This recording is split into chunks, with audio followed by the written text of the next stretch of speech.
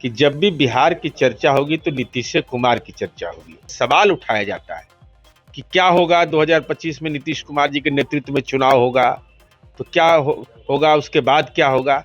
अरे भाई, ये तय है कि बिहार में एनडीए आदरणीय नरेंद्र मोदी जी के काम और नीतीश कुमार जी के काम के बदौलत जाएगा। नीतीश कुमार प्रगति यात्रा पर हैं, लेकिन चर्चा हो रही है जनता दल यूनाइटेड की तरफ से नए पोस्टर पर नए स्लोगन को लेकर के। क्या स्लोगन है, क्या मैसेज है? जेडीयू के प्रवक्ता हमारे साथ हैं नीरज जी। नीरज जी, आप लोगों ने ये मैसेज दिया किसको है, सहयोगियों को या फिर विरोधियों को, कि बात जब बिहार की होगी तो केवल नाम नीतीश कुमार का होगा? देखिए, यह बिहार की आम जनता की भावना हमने बताया है कि जब भी बिहार की चर्चा होगी तो नीतीश कुमार की चर्चा होगी। यह स्वाभाविक रूप से, और इतिहास ने इसको सिद्ध भी किया है।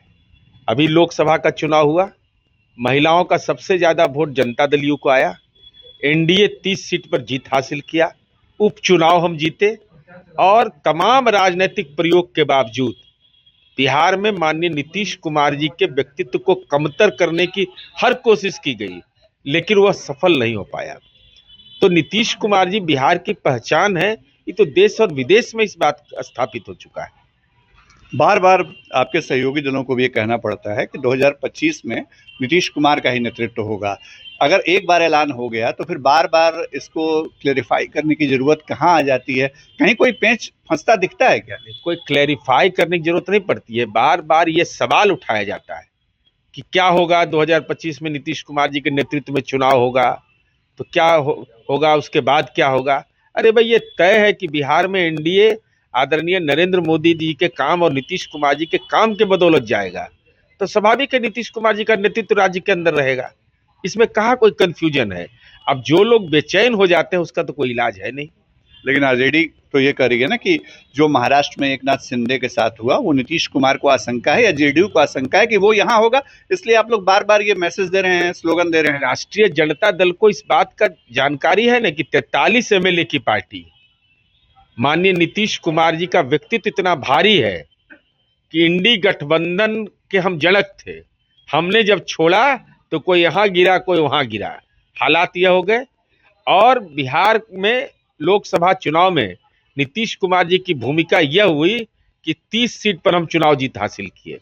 तो नीतीश कुमार जी के का जो वोट है, नीतीश कुमार जी की जो स्वीकार्यता है, वह बिल्कुल ही स्वाभाविक स्वीकार्यता है। और अभी बिहार में उनके समानांतर कोई नेतृत्व उभर करके नहीं आया है। क्या बीजेपी की तरफ से कोई दबाव वबाव भी है आप लोगों को? कोई दबाव नहीं। हम गठबंधन अटल जी के फॉर्मूले पर चलते हैं। हम सहयोगी दल का सम्मान करते हैं। एक भाई, 7 निश्चय पार्ट 2 पर कोई मतभेद है ही नहीं जो नीतीश कुमार जी ने बनाया। नीतीश कुमार जी के व्यक्तित्व पर कोई मतभेद है ही नहीं।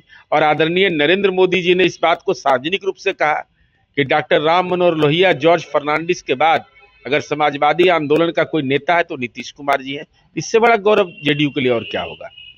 चलिए, जेडीयू के प्रवक्ता एमएलसी नीरज कुमार जो सीधे सीधे कह रहे हैं कि हम दबाव की राजनीति नहीं करते हैं, स्वीकार्यता की बात है। नीतीश कुमार अगर गठबंधन में है तो फिर चेहरा और बिहार में वही रहेंगे। सहयोग कैमरा पर्सन नदीम आलम के साथ शशि भूषण।